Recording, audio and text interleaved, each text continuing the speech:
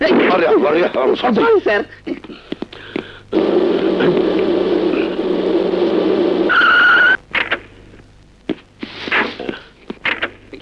আসুন হুজুর আসুন। এই আপনি কি করছেন স্যার? এত বড় জ্ঞানজাম আমি কেমনে সামাল দেবো? সামাল দেবার জন্যই তো তোমাকে রেখেছি। চৌধুরী সাহেব, আপনি বুঝতে পারতেছেন না, সমস্ত গ্রামের মানুষের চোখের সামনে এই ঘটনাটা ঘটাইছেন। আমি কিছুই করতে পারবো না। উল্টো পাল্টা কিছু করতে গেলে আমার চাকরি নিয়ে টান দেবে। কত টাকা চাই তোমার? টাকা দিয়ে সবসময় ঘটনা দামাচাপা দেওয়া যায় না। এসপি আইজি সবাই ঘটনাটা জানিয়ে গেছে। আমি একা কি করে সামাল দেবো? আমার মতো ওসির পক্ষে এটা বড় কঠিন কাজ। টাকার কথা বলো। মহা মুসিবত। আপনি কি আমার কথা কিছুই বুঝতে আছেন না? এটা ছোটখাটো মামলা না যে টাকা দিয়ে সবার মুখ বন্ধ করবো। টাকার কথা বলো। টাকা দিয়ে আমি কি করব? আপনি কিছুই বুঝতে আছেন না? গ্রামে ইনকোয়ারি হইব, তদন্ত কমিশন বইবে। টাকার কথা বলো। 5 লাখ দিলাম। মুন্সি হুজুর এই নেন।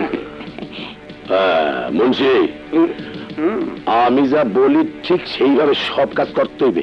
গ্রামের প্রত্যেক ঘর থেকে একজন করে মানুষ ধরিয়েন না, জিম্মি করিয়ে লাইন। আর কইবেন যে মুখ খুলবো তার বাড়ির লোকজনকে খুন করিয়ে লামু, বাকিটা মই বুঝমু। আর কারা আক্রমণ করছে ওরা জানতে চাইলে কইবেন জঙ্গলটা ডাকাত দালাইয়া হামলা করছে। ঠিক আছে? হ্যাঁ, যাই নামনে। দেই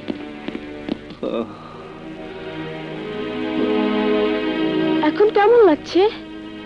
আমার মা, আমার ভাই, ওরা কোথায়? তোমার ভাই বেঁচে নেই।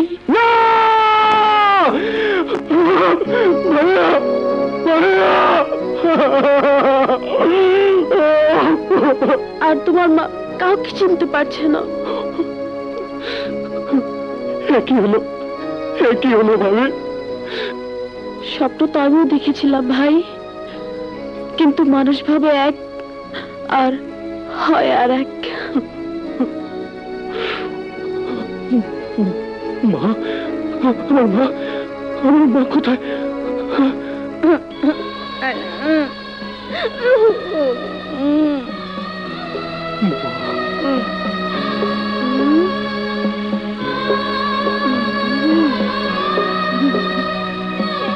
মা, মা, আমি রাজা। না না না না, আমি কারো মা না, আমি কারো মা না। আমার সব সন্তানকে মেরে ফেলেছি, সব সন্তানকে মেরে ফেলেছি, আমি কারো মা না। মা, আমাকে তুমি চিনতে পারছো না? আমি তোমার ছেলে রাজা। না না না না, আমি কারো মা না, আমি কারো মা না, আমি কারো মা না।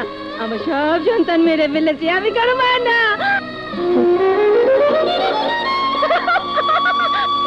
মা, মা,